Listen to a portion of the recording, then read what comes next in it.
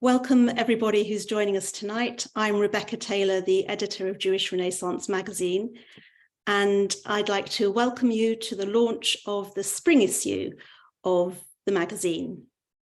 And in this issue, we're exploring the history and culture of Jewish life in Brazil. And that's the focus of our event tonight, but we'll be talking more about that in a minute. I'd like to start tonight by flagging up some of the other content in our spring issue. So I'm going to give you a little roller coaster tour of the highlights of this spring magazine. And if you like what you see and you're not already a subscriber, do visit our website, www.jewishrenaissance.org.uk, and you can find out how to subscribe there. So let's start by plunging into the issue. And I'd like to focus on a piece by Edna Nashon. You might well have been following the recent protests in Israel. And one of our pieces ties into that a little bit. It's about the Ohel Theatre in Tel Aviv. The Ohel was established in 1925 by the powerful trade union body Histadrut. And you might know that Histadrut have played a major part in the recent strikes and demonstrations that have been going on in Israel. The theatre started as an actors' collective, and it had very strong roots in the socialist movement and in socialist ideology. And our writer Edna explores some of the radical productions staged at the theatre before it began to decline in the 1970s and 80s. So recently, the theatre was closed and the site was redeveloped, and it's just opened as a rather fancy hotel. You can see here the picture of the lobby area. It looks very nice, and apparently they've kept some of the memorabilia and used the style and materials of the original theatre in the hotel revamp. The hotel's called the Backstage, very appropriately. So Edna reflects on the story of the theatre and how that mirrors the political and social changes in Israeli society. So in another feature at the front of the magazine, we are looking at issues around free speech. We've got a piece by Baroness Ruth Deach that investigates freedom of speech at UK universities, in particular in relation to a new higher education bill that's been proposed by the government. And in a separate piece, but accompanying that piece, we speak to 6 students, you can see a few of them here, who are studying at universities across the UK, and they tell us about their experience of being Jewish on UK campuses. Moving on to our review sections, in film, we speak to Vladislav Davidson. He's a producer on a new documentary by the Hollywood director Sean Penn, and the film's about the Ukraine president Volodymyr Zelensky. So in this piece, Vladislav tells us about all the behind-the-scenes intrigue that went into the making of the film, including encounters with American spies in a Warsaw cigar bar and hanging out with Sean Penn and President Zelensky in Poland. Moving on to our art section, we've got a lovely piece by a writer called Nicola Waldner, which explores post-war Budapest. So Nicola writes about the experimental underground art scene that flourished for a brief period in the aftermath of World War II and before the crackdown on artistic movements by Hungary's communist government. And today there's an increasing interest in these artists, and next month there'll be an exhibition focusing on them in Hungary. But now let's turn to Brazil, which is the focus of tonight's event. So just to tell you a little bit about why we came to focus on Brazil itself, back in January, Brazil hit the headlines when hundreds of supporters of the former president Jair Bolsonaro stormed Brasilia's Senate building in protest at Bolsonaro's election defeat last November to Lula da Silva. So you probably remember that happening. And at the time, I began to think about the country's Jewish community and wondered what perspective they might have on the turbulent politics that was happening then in January, and also seems to have really engulfed the country for the last few years. And of course, when we think about Brazil, we also think about issues regarding the environment and the Amazon rainforest, which have been very much in the headlines over recent years. So it seemed a good time to investigate the country, its Jewish history, and its contemporary community. To help us uncover this fascinating story, which stretches right back to the 15th century, I'm joined tonight by Felipe Arruda, the director of São Paulo's Jewish Museum, the poet and writer Noemi Jaffe, and the filmmaker Henrique Goldman. So while they're speaking, please send in any questions that you would like to put to them using the chat or Q&A function on Zoom. And after they've spoken, you'll get a chance to put your questions to them directly. So first, I'd like to go to Brazil, where I'm delighted to welcome Felipe Arruda in São Paulo. Felipe is the executive director of the Jewish Museum of São Paulo. He's worked in the arts and culture sector for 2 decades, including as a stint as arts manager at the British Council. He is a member of the U40 UNESCO, a network of cultural leaders dedicated to the UNESCO Convention for the Protection and Promotion of the Diversity of Cultural Expressions. So let's hand over to Felipe, and I think you're going to tell us a bit about your museum, Felipe, and also maybe give us a little overview of Jewish life in Brazil. Thank you so much, Rebecca, for the invitation. It's great to be here with you and Noemi Jaffe, dear friend and teacher, and Henrique Goldman and everyone else who has joined. Really glad to be with you, and I would show a short presentation about the museum and bring some highlights of what we have been doing so far, and maybe this can give you a grasp of what the museum looks like in terms of perspective and objectives and how we see Jewishness in Brazil. So let me start by sharing my screen. Rebecca, can you see it? Is it all right? Yes. Yes, okay. That's great. Thanks for that. Yes. Okay, so let's do that. Oops. Okay, so this is how the museum looks like. It is built in an old synagogue from 1932 by a Russian architect called Samuel Roder. And this museum is a newborn museum. It has 17 months. It is 17 months old, but it has it's the result of 17 years of an admirable effort from a small group of people within the Jewish community in São Paulo that has made this museum come to life. Was really an admirable effort. It was the same group for 17 years. They never broke up. So this is already an achievement in itself, I guess. And it is the largest museum in Latin America. I know it sounds pretentious, but we love to say that. And there is a modern building that was built attached to this old synagogue that was once really, really important for the city and for the community in São Paulo. And in the facade of this museum it's written that this, in Hebrew, that this may be the home for all people. And this is very inspiring for us because we wanted this museum to be a museum for everyone. So it's not a museum for the Jewish community only, but a museum for the city of São Paulo and for Brazil. We start the museum, the visit, by making this question, what is to be Jew? And this aims at showing how plural the Jewish identity is anywhere, right? So we invite people from different ages, sexual orientations, backgrounds, more liberal, more orthodox, and they tell what is to be Jewish for them. And we see how diverse that is. And that is sort of the question that the museum brings throughout all the visit and the projects that we do. This is a bit how we look like from inside.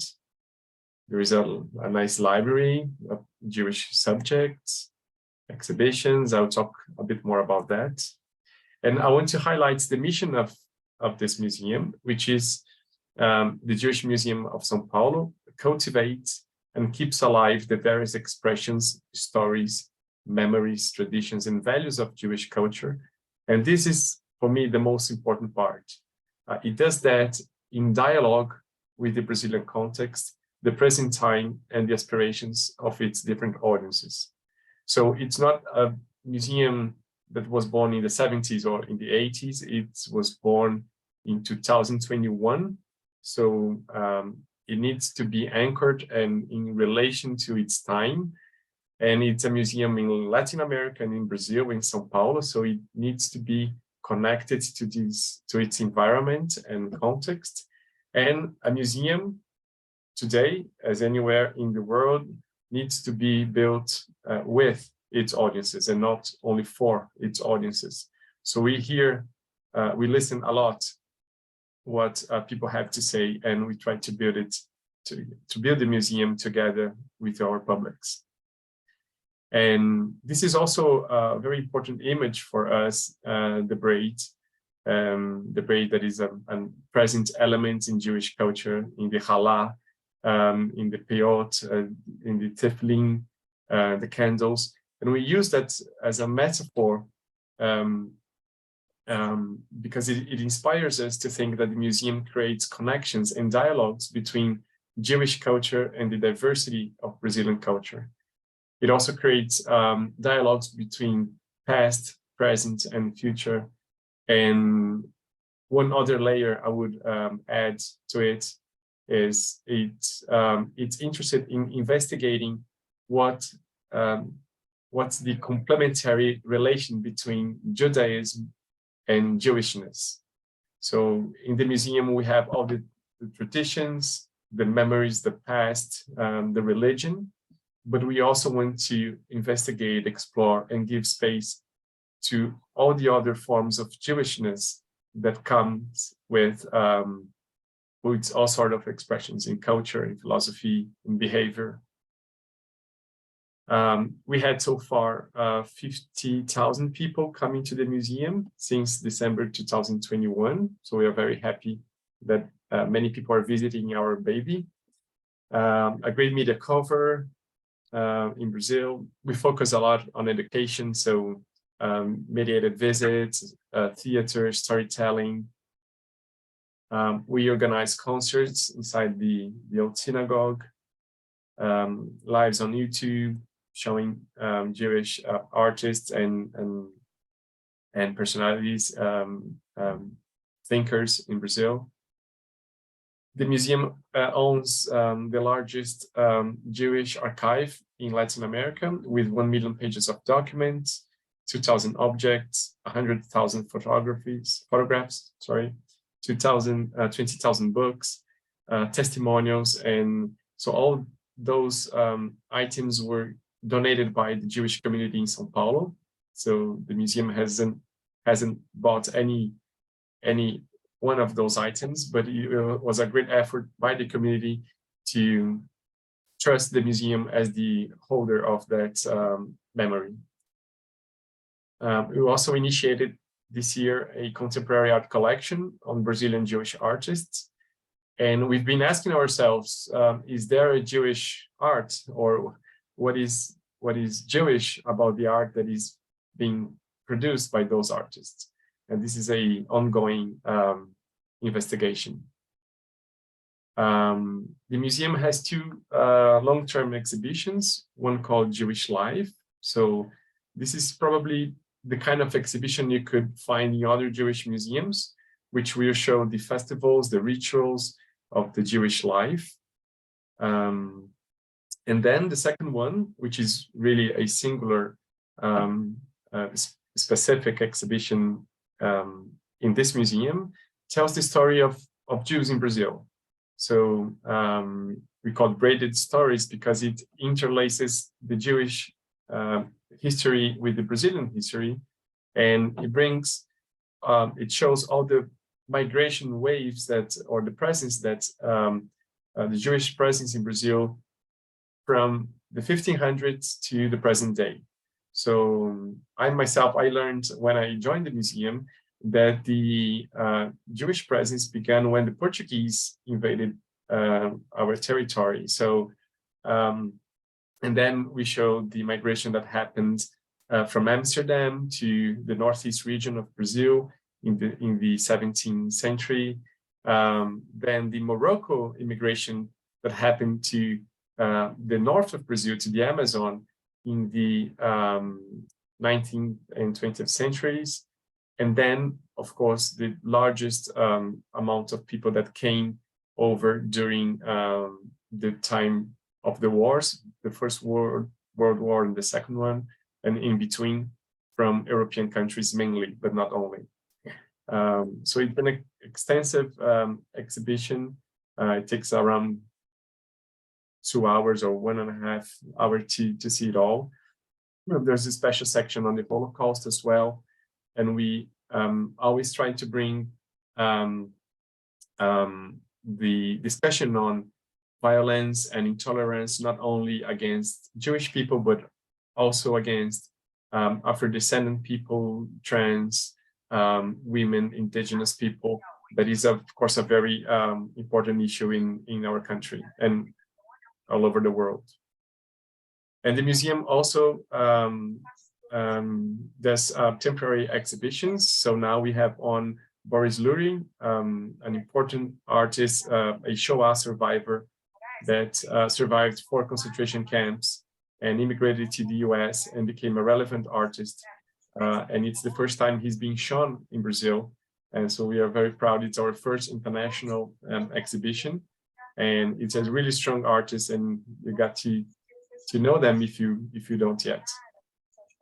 One previous exhibition, we organized the work of 7 women Jewish photographers that immigrated to Brazil and photographed São Paulo in a very similar way. So it's a beautiful exhibition on how those women photographers became professional photographers in our country and brought a different contribution to the modern photography in Brazil. I won't go through all of them because it would be too long, but I would like to highlight this one, Botanica Tirânica, by Brazilian artist Gisele Begelman. So Gisele researched hundreds of species of plants who were given prejudiced names, so anti-Semitic, racist, misogynist names, and those are many in Brazil, but also many in all parts of the world. And she began with the Wandering Jew, which I guess you would have in the UK as well. And she started to create, through artificial intelligence, combinations between all those species that have prejudiced names in order to deconstruct that colonialist way of naming things, including the botanic.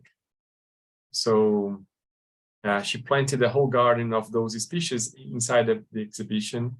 And so it is telling how naming is a process of, it's a gesture of power, and how colonialism has done that with nature as well.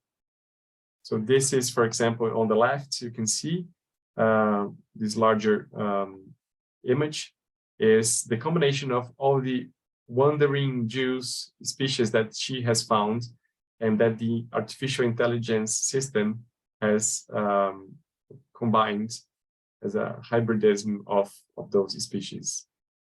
And so I'm telling you that because that's kind of the approach of the museum to investigate contemporary issues that are relevant for our context, starting from a Jewish artist or a Jewish perspective or a Jewish subject, but amplifying that, making it wider to make more sense of also for people who are not from the Jewish community in Brazil. We also organize more historical exhibitions, such as this one on the Inquisition. and New Christians in Brazil.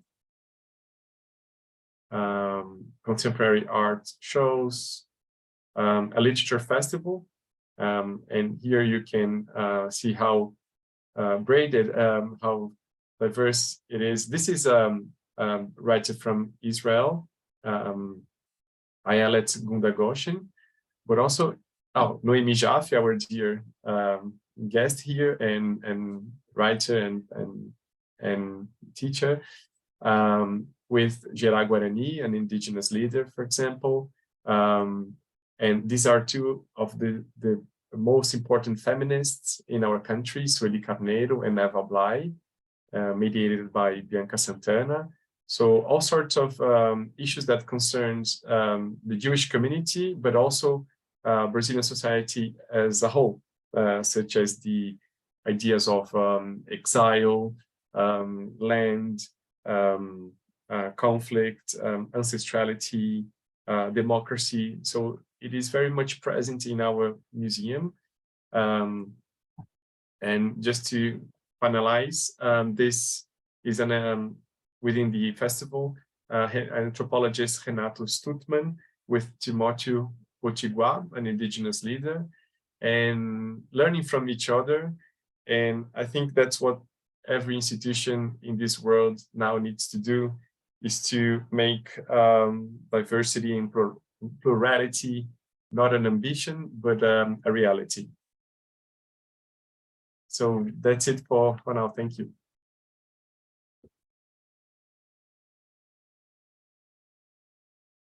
Thank you, Felipe. Before we move on, could I ask you very briefly, you showed a bit of the exhibition about the Inquisition, about the New Christians. Would it be possible just to tell us a little bit more about that, just for people who don't know, to get some idea of the early history of Jewish life, the Jewish presence in Brazil? Would you mind just to go back, because it looked like there were some interesting photos relating to that. And I think have that, that would be great, just to explore that a little bit before we move on, if that's okay. Yeah, of course. Well, I'm not a historian, but I'll tell you just a little bit what I know. The Inquisition has persecuted New Christians in the colonies, in the Portuguese colonies, for 300 years, and in Brazil it was the same. So as there was a large presence of Portuguese colonialists here in the country, there were some New Christians that came along with them, but the Inquisition from Portugal would send inquisitors. You say that, inquisitors, to chase them in Brazil. So Judaism was prohibited for many years, for centuries here, and at some parts of the history it was more allowed. And in the time that the Netherlands governed the northeast region of Brazil in the 17th century, there was fairly more liberty, more freedom to express Judaism. But yeah, back to the exhibition, we showed how this process of persecution and torture and killing has happened, but also the resistance of the Jewish people to fight against it and to keep their beliefs and practices alive in spite of that persecution. Thank you. And there's now a big movement, well, a movement, I'm not quite sure how big it is, but there's a movement for people to uncover their roots going back to the 15th and 16th, 17th century, especially in the Northeast region. Yes, it's something really present now, because as you know, the Portuguese government has opened the possibility for people who are descendants of New Christians that were fleeing from Portugal during the Inquisition to get their nationality, to their Portuguese nationality, because they were once Jewish descendants. And so many people are tracing that genealogy to get to this Jewish root and then get their Portuguese passport. That's a phenomenon, a current phenomenon. Yes. Okay. Thanks, Felipe. Maybe we can talk a bit more about the history of it later on in our discussion. But let's also stay in São Paulo for the moment, and we're going to go over to Noemi Jaffe.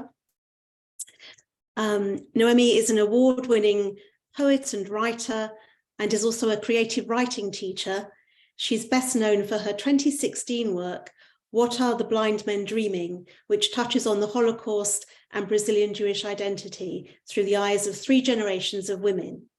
Since 2016, she has run the Centro Cultural Literario Escrivedera. I'm so sorry, Noemi, you'll have to correct my Portuguese, poor expression, poor pronunciation, which offers free writing and literature courses. So Noemi, you're going to talk to us a bit about Bom Retiro, the district of São Paulo, where you grew up and which you know well. And I'll hand over to you now to talk us through your presentation. Thank you. Thank you, Rebecca. Thank you very much for inviting me both to write the article and to participate in this talk. I'm very happy to be here. I love to talk about my old neighborhood, where actually I met Henrique, who is here with us, and I'm very happy to be with him today here, because I've known him since I was 7 years old. We studied together at school, and we've become the best friends since then, and I hope we continue being friends until, I don't know when, 120. And I'm also happy to be here with Felipe. I admire him, and especially the museum that he's directing right now. It's a wonderful place, and if you come to Brazil, do visit this museum. It's a museum that makes us Jews and Brazilians proud of having such a place in São Paulo. Well, what I'm going to tell now is very personal. I'm not a historian either, and the origins of the neighborhood that I'm going to talk about are not exactly factual. They're not exactly historical. They have a lot of affection involved and a lot of my own approach to this history. So please don't take it too seriously. Well, Bom Retiro, until maybe the 1980s, 1990s, since the 30s, since the 1930s until 1990s, it used to be a Jewish district in São Paulo, the Jewish district in São Paulo. Although in the 70s it began Jewish dwellers from Bom Retiro started moving to another neighborhood, it still continued as the Jewish neighborhood in São Paulo. Bom Retiro, actually, the neighborhood in itself, it was born in the 19th century, and it was born as an Italian neighborhood. And the main one of the main Brazilian soccer teams, maybe you've heard about Corinthians. It's the team I'm for. I don't know if Henrique also goes for Corinthians, but it was born in Bom Retiro, this very important soccer team in Brazil with an Italian origin. So it is a neighborhood originally meant for immigrants. Later on, it began receiving Jews from the first group of immigrants that came to Brazil, which was the first group of Jewish immigrants in the 20th century that came to São Paulo, who were mainly Jews from Russia, escaping from pogroms and also escaping from Stalin, who was persecuting Jews. So these Jews that came to Brazil in the beginning of the 20th century, they wanted to create in Bom Retiro a kind of shtetl or village similar to the one they had in Russia. So it was not like a rural shtetl, but it was rather more like an urban district with Jewish newspapers. It had more than 3 newspapers written in Yiddish. Yiddish was the main language spoken at the time. These Jews, as they were leftists, they didn't want to speak Hebrew, right? So in their school, the school that they founded, these Jews, which was called Sholem Aleichem, which was now replaced by Casa do Povo, which is a place I talk a lot about in the article that I wrote, a wonderful place today in São Paulo that has more or less the same mission that Felipe was just describing to us about his museum. And Casa do Povo is a real diverse place that receives all kinds of people from all social classes, from all sexual orientations and ethnicities. And Sholem Aleichem, the school used to be in the same building. It was a Jewish leftist school. They also had a theater to perform Jewish classicals, like from Sholem Aleichem, from Yeli Peretz, from Kafka. It also had a very leftist orientation. So it had a theater, it had newspapers, it had magazines, and Yiddish was the main language that was spoken during those days. So as I said, Sholem Aleichem didn't teach Hebrew. And these people, as they were immigrants coming from a totally different place, right, Russia, including my relatives, the first relatives of mine that came to Brazil, the first one actually came in 1904. But then his nephews and his other relatives started coming in the 20s.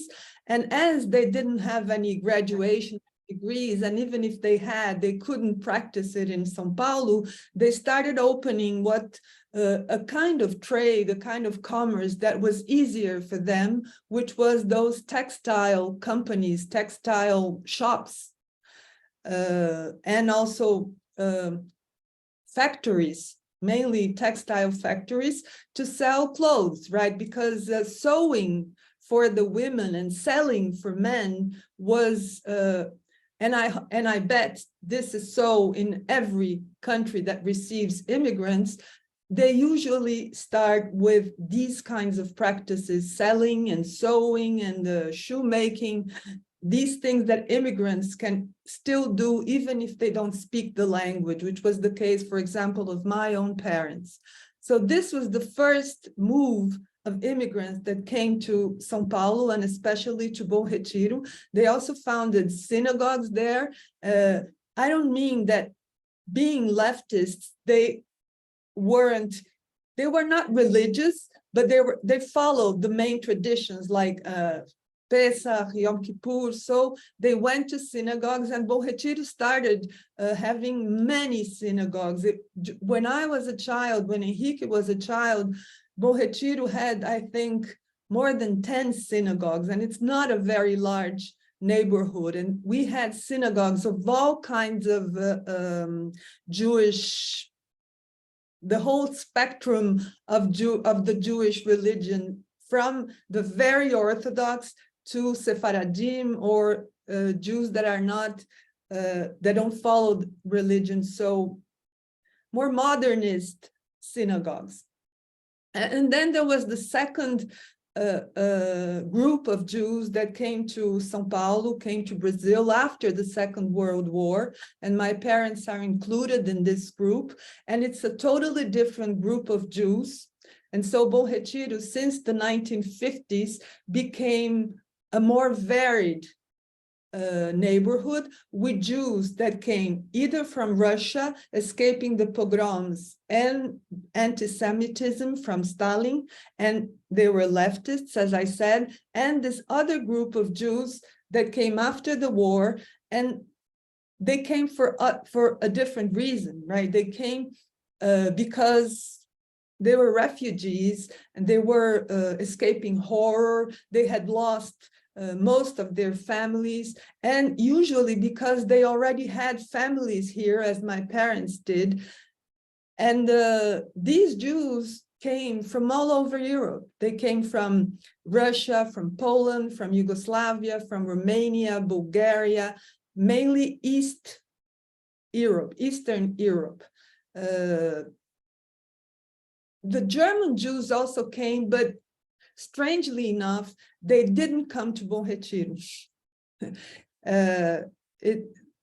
As maybe you know, here in São Paulo, we know that German Jews are different from the other Jews. I don't know if Henrique agrees with me, but they are more cultured, they're more elite, and they're more, as my father used to call them, Luftinspector. My father used to call them that, Luftinspector, inspectors of the air, because their nose is usually high up here. I know I'm being prejudiced, but that's a prejudice that we young Jews used to share among us, right? So these Jews didn't come to Bom Retiro. Bom Retiro has always been a very simple place. It's not a place of the elite. There were many poor Jews. There still are many poor Jews in Bom Retiro. Bom Retiro is divided into like 3 different sections. There's the back of Bom Retiro that where mostly the poorest Jews live, Jews that live old, alone, abandoned by their families, not abandoned by the community, because one thing I can say is that the community takes very good care of its old Jews. And then there's this middle section in Bom Retiro where the middle class of the Jews used to live, because not anymore. And then there's the high section of Bom Retiro. I can say that I myself moved from the middle section to the high section of Bom Retiro when I was 10 years old, because my parents kind of got better in life, so we could move to this best part of Bom Retiro. So it's amazing, right? Even when we're very small, we still divide ourselves into classes. But Bom Retiro, even in the high part of it, it is a very simple place. It's not a pretty place, it's ugly, but it's pretty because of its ugliness. It's a kind of special ugliness that we have in Bom Retiro. If you go now to Bom Retiro, you're gonna say, what's there so much to talk about Bom Retiro, right? Três Rios, a street in Bom Retiro, was elected as one of the 10 best streets in the world. I go to Três Rios right now, which is it's a very nice place indeed, but how can it be one of the 10 best places in the world? That's not true, but it is true, because there's something, there's a charm, there's a taste, which is irreplaceable in Bom Retiro, even today. So as I was saying, this other group of Jews that came after the war, they founded another school where Henrique and I studied, called Renascença, right? Exactly the name of the magazine, Renaissance, which I've just learned that is Renaissance and not Renaissance. But Renascença was the name of the school. When the school was founded, Israel already existed as a state, which makes a great difference in the approach the Jews had towards Judaism, the fact that Israel already was a state. And there was a different reason for Renascença, the school, to teach Hebrew and not Yiddish, right? Because Sholem Aleichem only taught Yiddish and not Hebrew, because they wanted to be distant from the religious language. But Hebrew was no longer a religious language. It was an official language, the official language of our state. And so Renascença has this name because it's like being born again, right? Renascer in Portuguese means to be born again. Renascença, it's a new birth. And so Renascença, we even had an anthem, the anthem of the school. I don't know if you say anthem or hymn, but the hymn of the school, the anthem of the school speaks about uniting both peoples, the Jewish people and the Brazilian people. And so we used to learn Hebrew at school. We had Hebrew every day. And the orientation, the political orientation of the school was much more towards the center and even to the right than to the left. And so in Bom Retiro, we also had this other division between the leftists and the rightists or center rightists, and also the Orthodox people who used to live in Bom Retiro and also had their synagogue and their school. I can't remember the name of the school. Do you, Henrique? Do you remember the name of the school? Beit Hino. No, Beit Hino wasn't in Bom Retiro. No, It was you're right. another, Beit something. something Torah. Talmud Torah. Talmud Torah, Ken. But it was a different world. It wasn't part of our realm. Yes. Yes. And also I have to say that Bom Retiro also counted on two movements, Jewish movement for the youth, and both were, was Shomer HaTzair, which was on the street where I used to live. It had been there for a long time. It's no longer there. It was a communist movement, and I participated in it for a while, and it was a big movement. And the other movement we had, which Henrique and I frequented, was Ihud Abonim, which was not communist, but socialist, but still of the left. And we used to go there. I went there for 4 years. I went to the Machanot and Kabbalat Shabbat, and every Saturday afternoon we had Peulot, and we discussed Zionism. It was usually socialist Zionism. And also, here she's showing pictures, and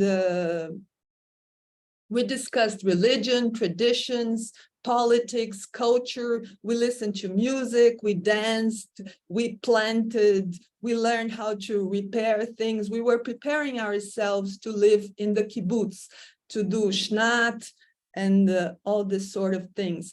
And I started this is a group of students right from the 80s. I don't know any of them, but they certainly belong to Shomer HaTzair because of the clothes they are wearing. We used to wear uniforms, chultza kula, and so this is a group from Shomer HaTzair. But as I was saying, as I began my article in the magazine, I felt kind of betrayed the last time I went there just to take pictures for the magazine, because the neighborhood right now has become a Korean neighborhood. And it still has many Jews living there, especially in the back part, the Jews that were poor, which haven't been able to move from Bom Retiro, but most of the Jews from Bom Retiro moved to Higienópolis, which is a totally different neighborhood that cannot be called right now a Jewish neighborhood, but it has, most of the Jews in São Paulo live now in this other neighborhood that hasn't become Jewish, even so.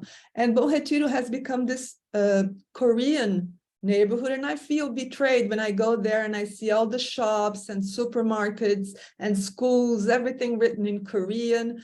But at the same time that I feel betrayed, I also feel happy, because it's the fate of the neighborhood to be a neighborhood of immigrants.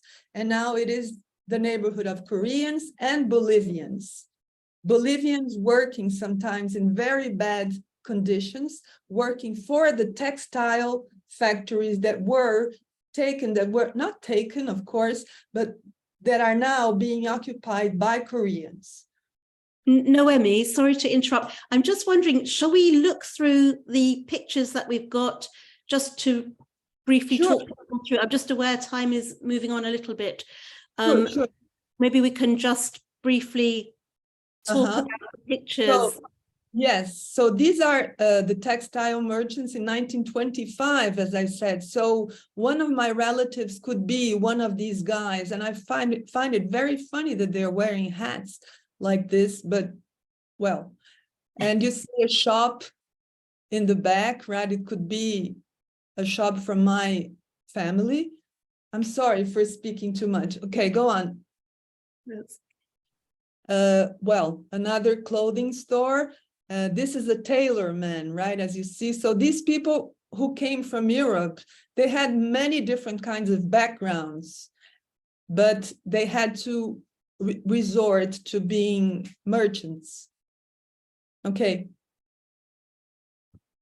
Well, this is a picture of That is the Bom-Retiro intersection, apparently. This is all from a series of photos. yes, this is the 1980s, right? Yes.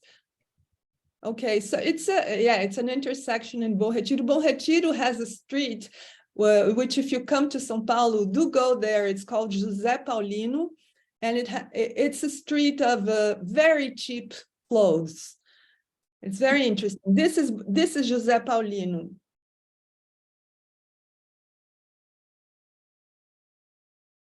Yeah, so here you can see, especially on the left, these two Jews walking. So when I walked, when I was a child, we used to meet all kinds of figures. I could spend like another hour talking to you about the figures of the people who used to walk in Bom Retiro. There's especially one that comes to my mind. Henrique will certainly remember him. He used to be a very old man, a very, what do you call it? Like he looked like a vagabundo, Henrique, like a beggar. I don't know the word for that. Just like a beggar, like a beggar maybe, or like a flâner, but he was very poor. And when we met him, he opened his suit and he was selling all kinds of things in the pockets of his suit. It was very funny and was a typical Jew from like Poland, very poor, very shaggy. And he opened his suit and he was selling all kinds of stuff. So it's just one of the figures we met. And here, Buraco da Sara, it's a very funny place. It used to be like a restaurant, but as it was down in the basement of a house, we used to call it Buraco da Sara, in English, Sarah's hole. And of course, it had a pornographic meaning to it, a pornographic connotation, but it was a typical Jewish restaurant in Bom Retiro. We also have many good restaurants in Bom Retiro. It's one of the main attractions of the neighborhood, even today. Yeah, this is the clothing shop. And this one in the front is certainly the owner of the shop. And in the back, you have 4 of her workers, employees. Yeah, here is the owner of the cafe, Sara, right? And the worker with her. As you can see, the workers are Brazilian, right? And we didn't have Jewish workers. As I said, a Shomer Hatzair. Here, the Yiddish newspaper, it was printed in Yiddish, and it is no longer being printed. Casa do Povo is now publishing a Jewish magazine, and they published 2 editions of this Jewish newspaper just for us to remember.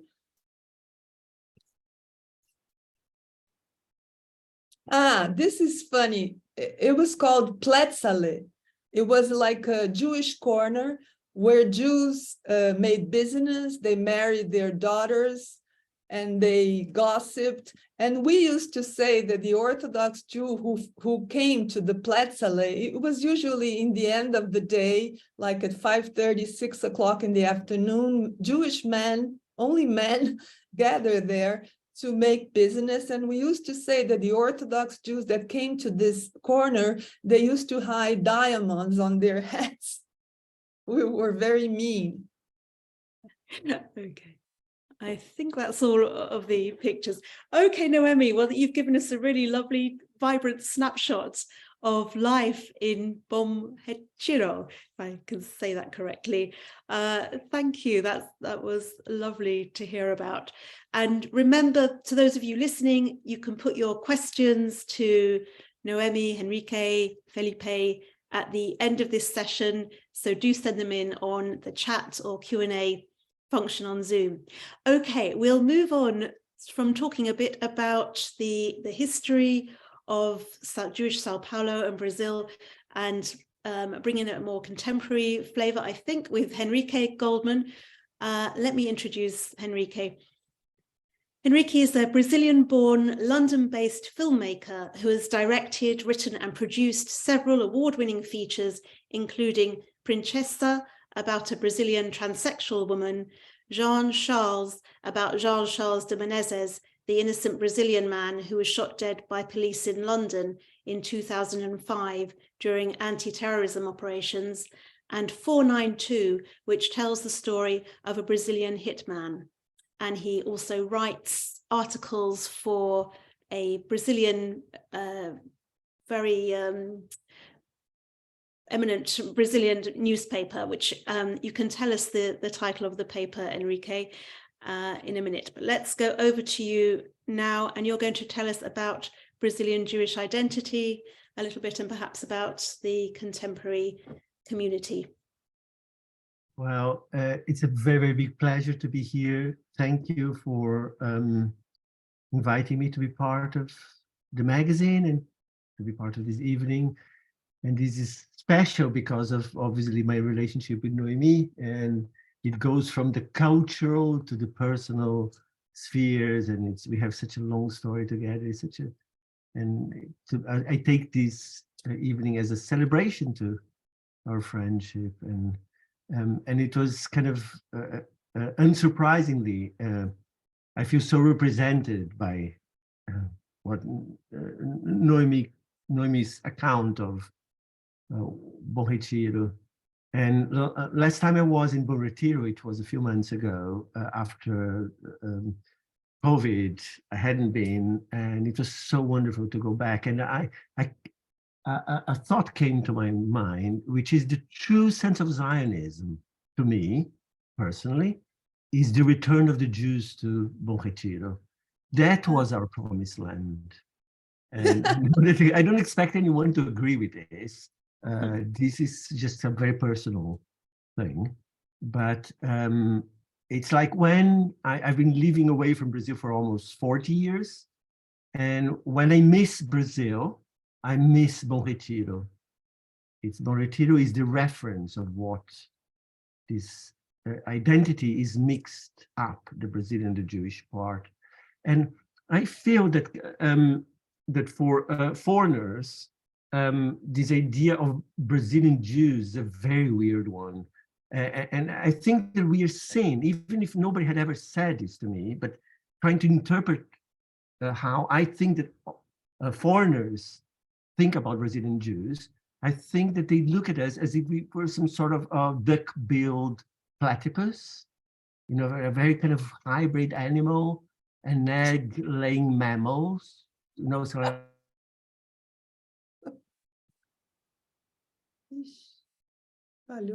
Oh dear, we seem to have lost very, very you. weird way. Sorry? Hello? We lost you for a minute, Henrique. Please continue. No, I don't know where you missed me, but I mean, I think that people don't know where to place Brazilian Jews. So I think that they think of us as some sort of duck-billed platypus, you know, egg-laying mammals, you know, like a kind of a natural oddity, because it is weird to be Brazilian Jewish. It's not the obvious one. It's a combination of different things that define and I think that being a Jew is like being the litmus paper for a culture, and we are that for Brazil, the Brazilian Jews, to the extent that I think that like São Paulo Jews are so radically different from Rio Jews. I don't know if Noemi would agree with that. It's like, it is a total, I think that São Paulo Jews are closer to London Jews than to Rio Jews. Rio is a different culture, it's not like it's a different civilization. And so Jews from Rio are very, very different from Jews from São Paulo. I always look at, and it's important for me to say this because my mom was from Rio, and every vacation, every holiday, we went to Rio to visit my grandparents who lived in Copacabana. And arriving there, I felt that I arrived in a different Brazil, a different side of, and I also always felt that being a Rio Jew was a contradiction in terms. It's just because I can arrive from Eastern Europe with all this heaviness and and Rio is so flamboyant, so tropical and so exotic. So it was so different. It's just like kind of irreconcilably different. I still don't get my head around how different it was.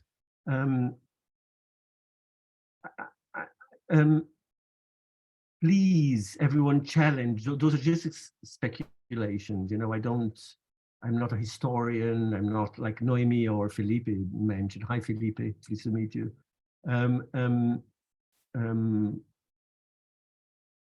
Brazilian Jewish culture is very, very specific. I think it's very different from the American culture. Because the Americans had slavery, like Brazil had slavery.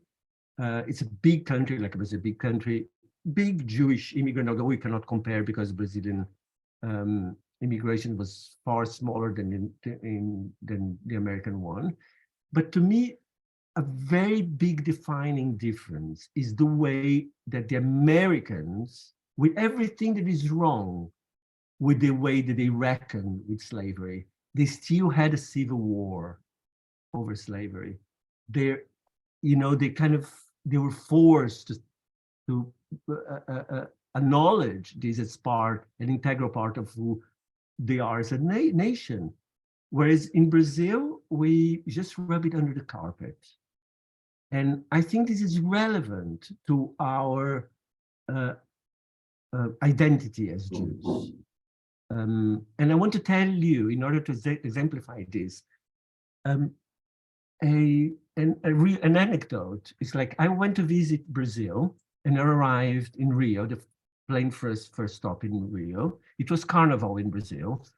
And in Rio, they gave us the Brazilian newspaper, and among the headlines was that samba school, a samba team in Rio, this is in mid-90s, was going to have as a theme, as one of the floats, the Holocaust.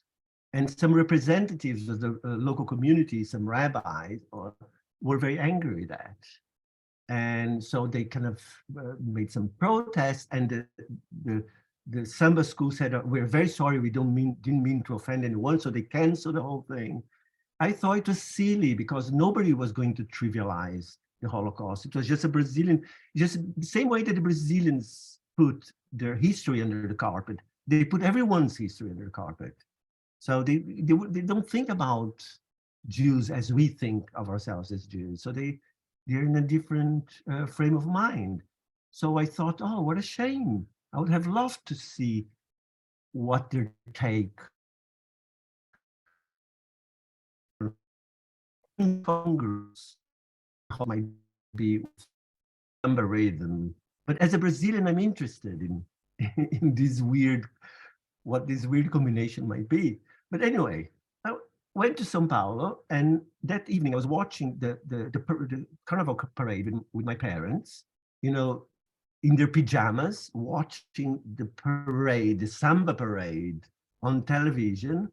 And one other samba school had as a theme the arrival of the Portuguese court in the early 1800s when Napoleon invaded Portugal. The Portuguese court moved to Rio. So the parade was about, the carnival parade, its theme was the arrival of the Portuguese court. And my dad watching that, he said, wow, how stupid, these people who have no sense of history.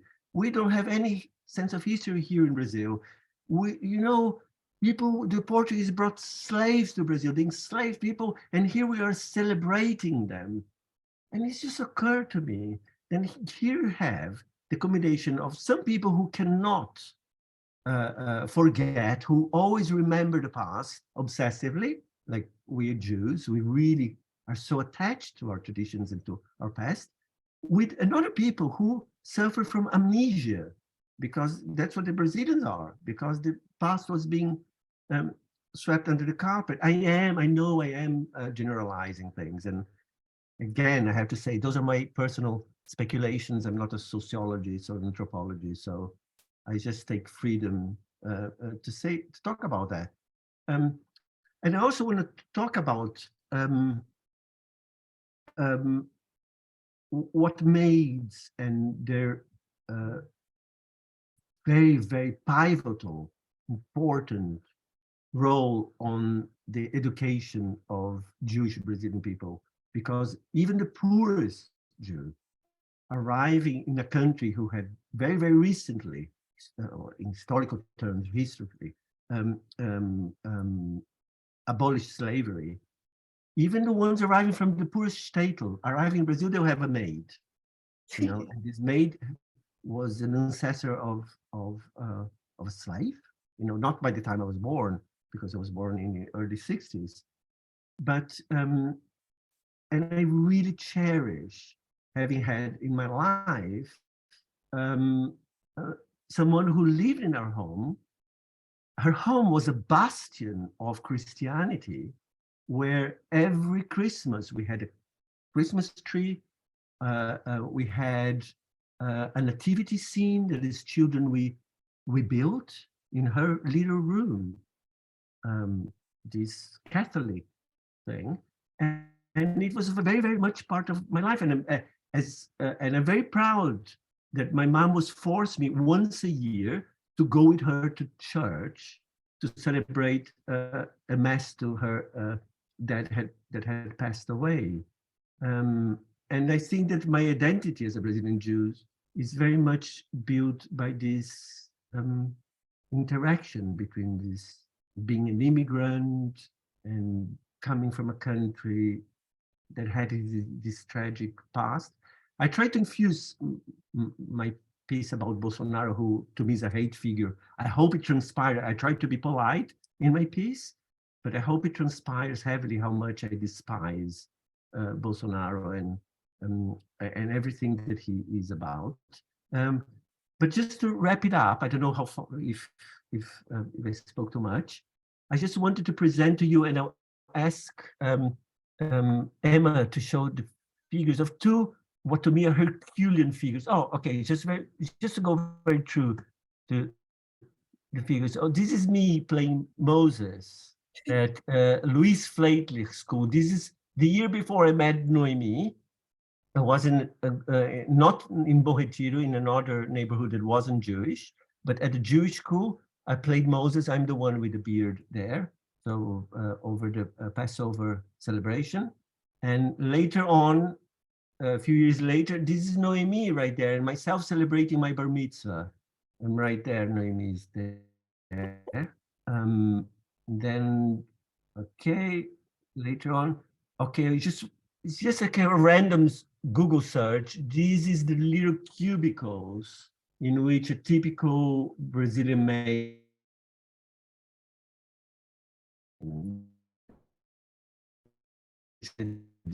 Brazil is a very classist society, and we Jews are part of it, sometimes as victims, sometimes as perpetrators of this.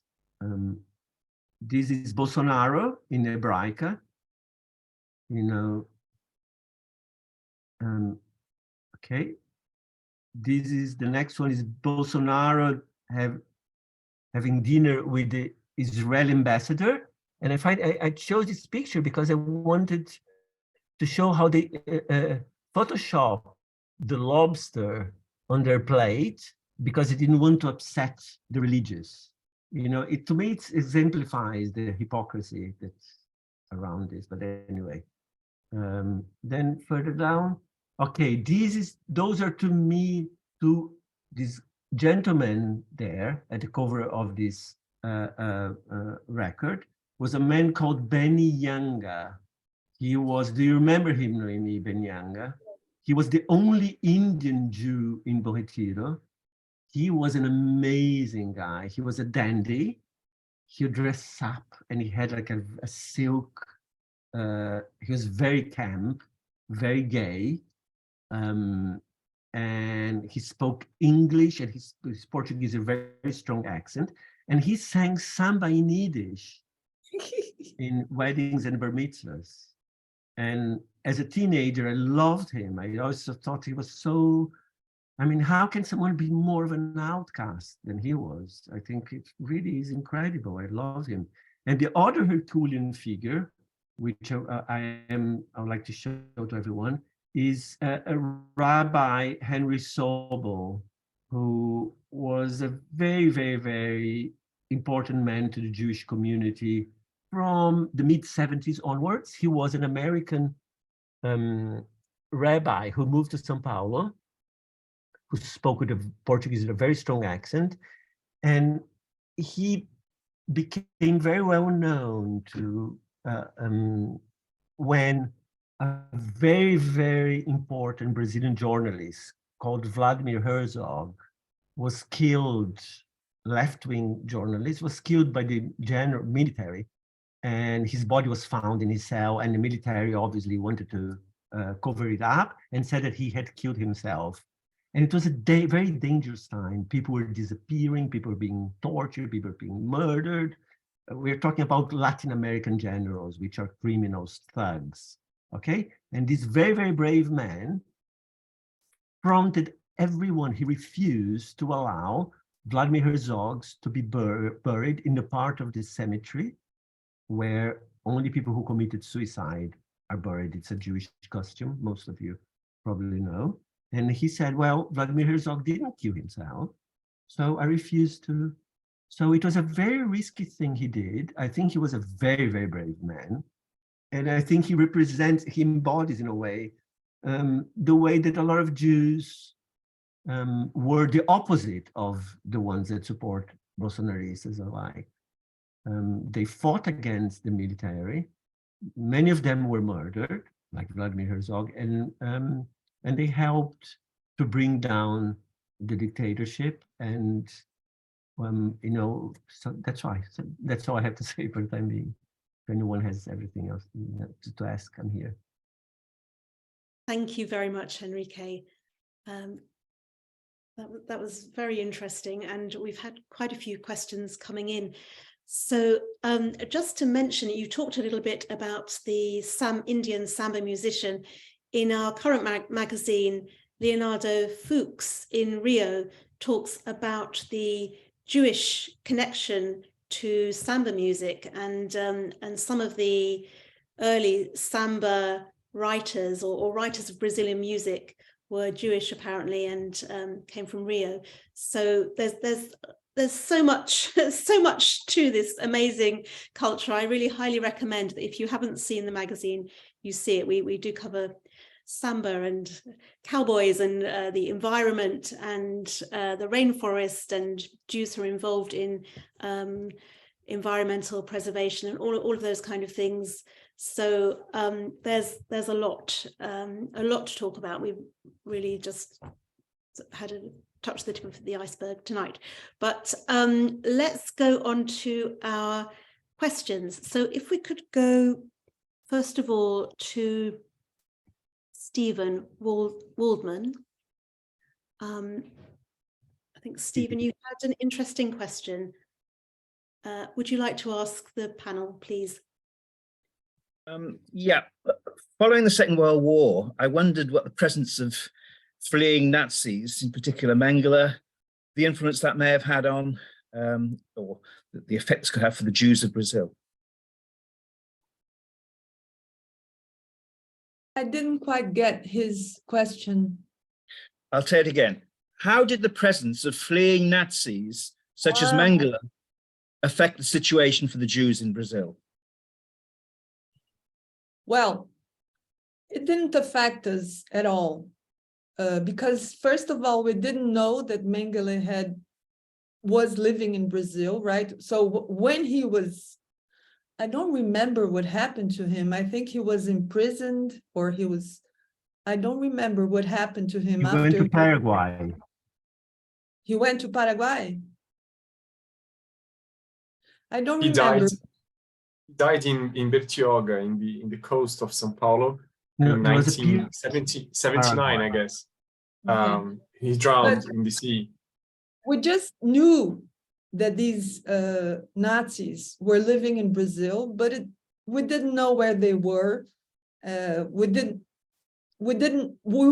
weren't sure about their being in Brazil. We knew that they had come to Argentina, to Paraguay, to Brazil, but I don't remember it affecting us in terms of our everyday life. Do you, Henrique? No, and living abroad for many years, I also think that there is this perception because of films like The Boys from Brazil, and it's true that many went to Latin America, to Argentina, to Chile, to Paraguay, but there is this perception of a lot of Nazis going to Brazil, but we don't have this perception of Brazil necessarily being a place where Nazis were, even if it is true, I'm not saying that it's not, but it didn't come near us. It's not something that I don't think there was an active governmental policy to welcome them. I think it's more by chance or by how disorganized they were that it ended up happening. And there used to be, he died, there used to be a Jewish leader who even wrote some books called Ben Abraham.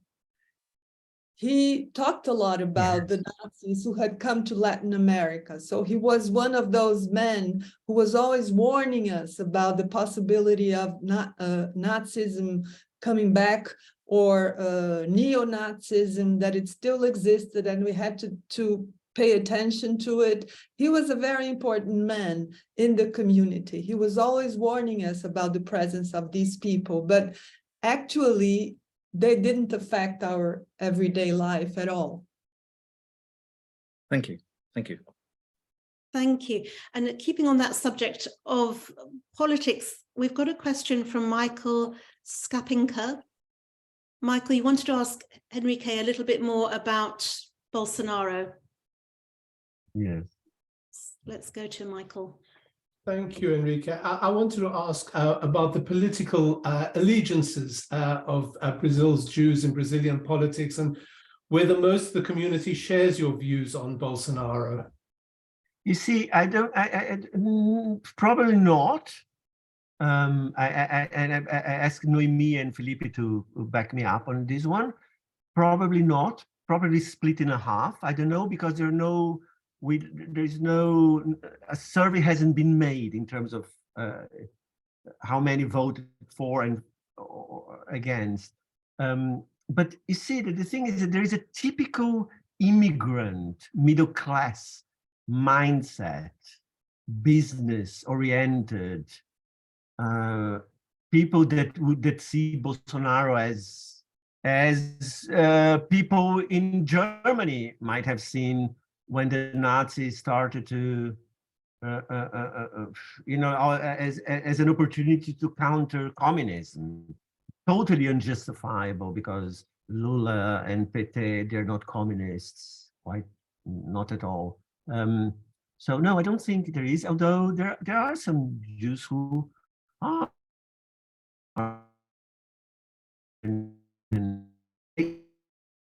That event that happened in Rio's had been turned down by São Paulo's equivalent, local equivalent. They did not invite Bolsonaro. They were going to, but they decided not to. It's too controversial. I find it hard to reconcile not being religious, not being particularly Zionist. But to me, being Jewish means to love art, to love being humanistic, and love science, love knowledge. So those things are irreconcilable with the idea that you're going to have a leader like Bolsonaro.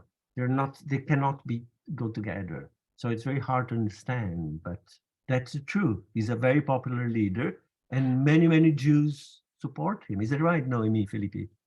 Yes, I agree. And I'd say that it's more than half of the Jewish community, at least in São Paulo, that supports Bolsonaro. I think that they have this image that Bolsonaro is a useful harm. You know, he's like a clown. Everybody agrees that he's a clown, but they think that his economic policy is good for those who have money. And many Jews in Brazil have money. So I know there's a lot of prejudice against Jews being only rich, right? That's the idea that most people have in Brazil, that Jews are rich, not only in Brazil, which is not true, but there are many rich Jews, as there are many rich Arabs also. But there's this prejudice against Jews being rich. And this community of rich Jews mostly vote for Bolsonaro because of his economic policy and also because of his allegiance to Israel. And so if you hear any of Bibi's latest comments on Brazil, he loves Bolsonaro. One of the first things that Bolsonaro wanted to do when he assumed presidency was to move the Brazilian embassy from Tel Aviv to Jerusalem, which is like absurd. There is a lot of kind of things that connect wealthy Brazilians to Bibi. To this. For instance, there's a lot of security. The security business in Brazil is gigantic because there are a lot of poor people, a lot of crime. So people who are wealthy, they live in these kind of fortresses. And there is this massive security firm called Haganah.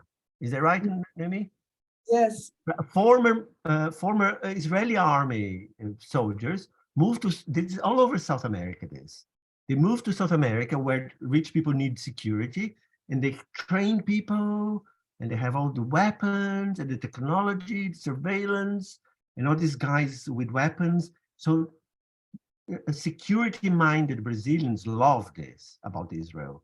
It's what Sacha Baron Cohen exposes when he does this Israeli, one of his characters, this kind of Israeli security-minded character. So Brazilians, that type of Brazilian love this. I'm going to actually no, just because time's moving on, and I've got quite a few questions. Let's move on. The impression I got was it was a very divisive subject, and the Jewish community seemed quite divided when I spoke to people about it, and also your article gave that impression, Henrique. But let's move on because there's a few questions for Felipe. We've got a question from JH. I don't know if he would like me to read it out or whether we can go over to him, asking about records of transmigration to Brazil. Hello, JH. I think I can see you down there. Please ask your question to Felipe. It's JH. Just a question for Felipe. I'm on the Jewish genealogy in the north of England. And my question really was about transmigration to Brazil, and just wondered if there were any passenger lists or any records, any archival records that may detail that. Let me check if I got it right. Are you talking about transmigration? Yeah. Like passenger lists. Any passenger lists or anything like that? Not that I know of. But your question inspires me to go look after it, because it's a really interesting topic. Of course, we have one reason why I'm asking is because my grandfather-in-law actually did traverse from Israel to Porto Alegre, and I just wondered if there were any records, similar sort of records, shipping records. You're talking about regular records from people migrating from other countries to Brazil. Is that correct?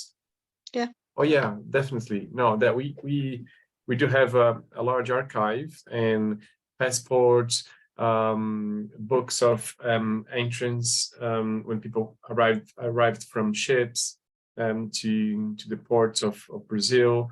Documents, a large amount of documents that speak about the migration from many different countries to Brazil. And I'm happy to check if that connects to your story. Happy to check if there is anything on your family's name. Maybe you can be in touch afterwards via myself. Yeah, I'm happy to. Okay, great. Thank you. And also something else on the magazine from Vicky Simmons. I'm going to ask her a question because she hasn't got a microphone. She said from your presentation, Felipe, it looks like there's a glass fence around the museum, and she wanted to know what it's for. Is it effective? But now I remember you told me specifically about this glass facade, and it was quite an important part of the museum and what you wanted to present about the museum. So maybe tell us a little bit about that. Very, very interesting question. Thank you. This facade, this glass facade, was one of the premises of the architecture project, and it's meant to be, it's a sign of transparency and openness. So you can see from inside, you can see the city outside, and from the city outside, you can see the museum inside. And that is kind of a statement, because many Jewish organizations tend to be more closed, especially the synagogues. And that group that created the museum wanted the museum to be an open and welcoming space. So this glass facade is not there just by coincidence, or it was a very important premise. And we think that helps a lot in terms of makes the space more vibrant as well, and more in connection, more porous, and in connection to the outside world. So we personally like it very much, and I think the audience does as well. Thank you. So it's not a security, it's not to do with security. No, it was not because of security. Yeah. I just wanted to ask quickly, because we'll finish soon, but Henrique talked about the slave legacy, and when I spoke to you a while ago, Felipe, you mentioned that you had some exhibitions on the relationship between the Black community and the Jewish community. So I wanted to ask all of you a bit about that connection between the Black community and the Jewish community, what it has been historically. We don't have a lot of time to go into that in great detail, but maybe what it's like today. And the other thing we perhaps should mention is the role of Jews as slave traders themselves within that. So is that something you might be able to comment on briefly? I know it's a huge subject. Yeah, sure. I'll try. But maybe could touch on some of it. Yeah, sure. We started a project last year called Jewishness and Blackness. I'm not quite sure if it's the best translation, but it invites people from Jewish people and Afro-descendant people in Brazil to talk about common subjects, and including the historical collaborations that have happened between those two groups historically in the country.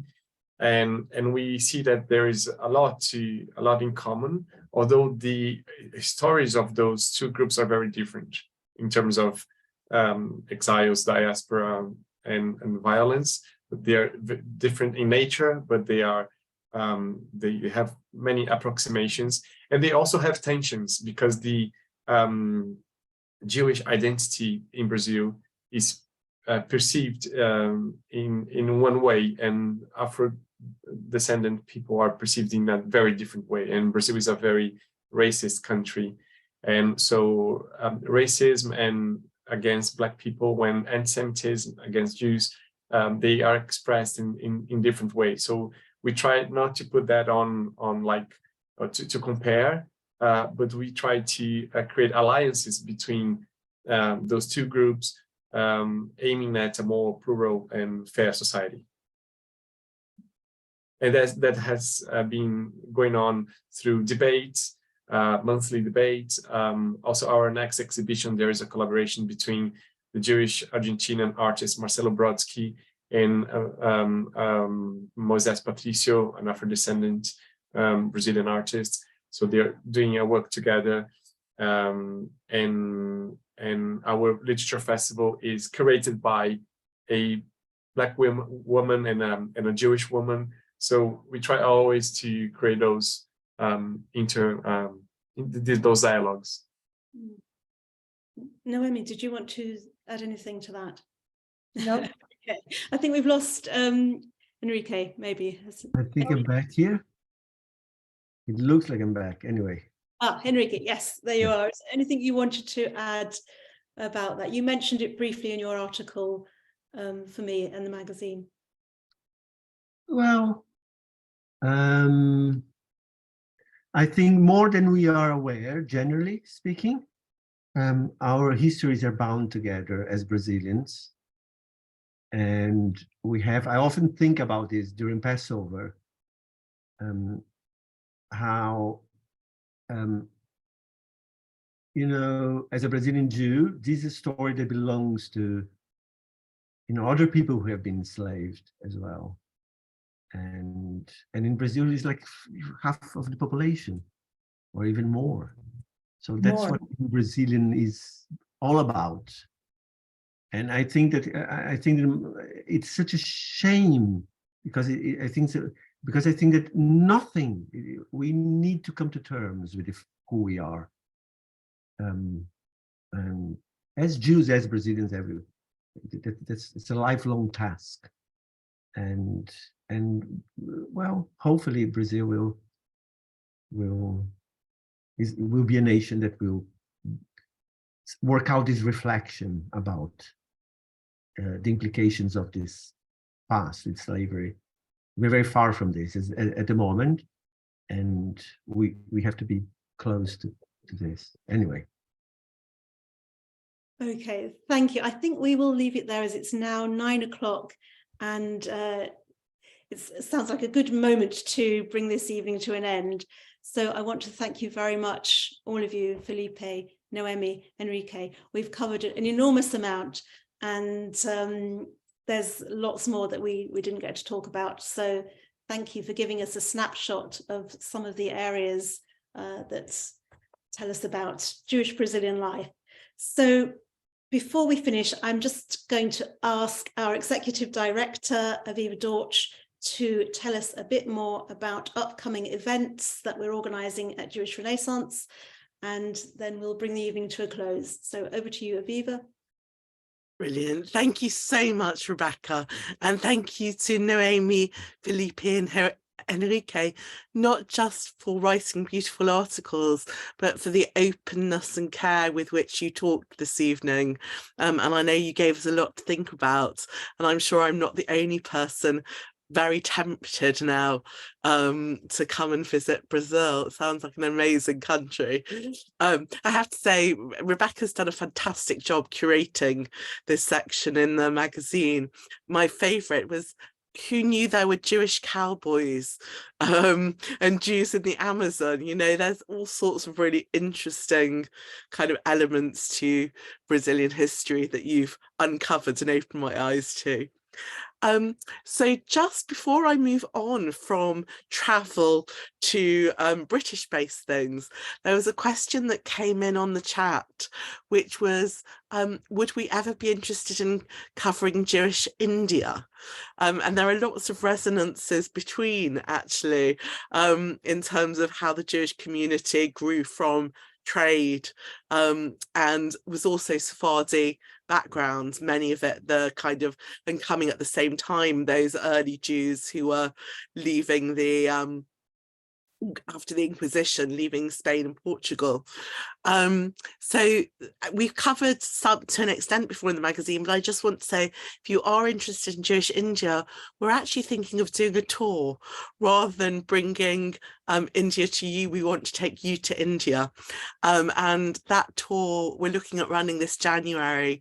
So please let us know if you're interested. Email tours@jewishrenaissance.org.uk, because we're only going to be able to put it on if there is a sufficient number of people interested.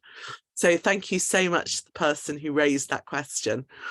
Then in terms of other things we're doing, our next big events are a mixture of online and in person. We're going to be doing a series on English Jewish history.